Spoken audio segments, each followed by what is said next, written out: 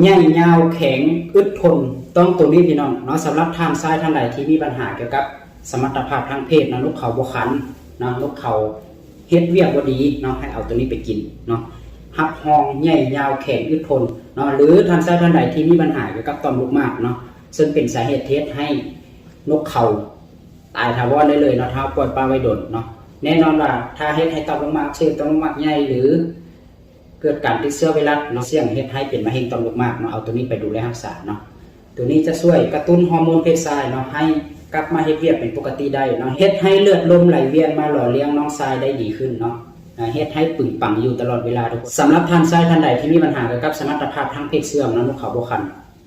ตอบโจทย์ในกล่องเดียวเนาะกำลังปีเนาะที่สำคัญเนาะสมุนไพรตัวนี้จะเป็นสมุนไพรที่สกัดจากธรรมชาติแท้ 100% เนาะบ่มีส่วนผสมของเคมีใดๆเนาะจะช่วยดูแลฟื้นฟูภายในเนาะช่วยดูแลเกี่ยวกับสมรรถภาพทางเพศชายโดยตรงเนาะใครที่มีปัญหาอย่าลืมเอาสมุนไพรชนิดนี้ไปกินทุกคน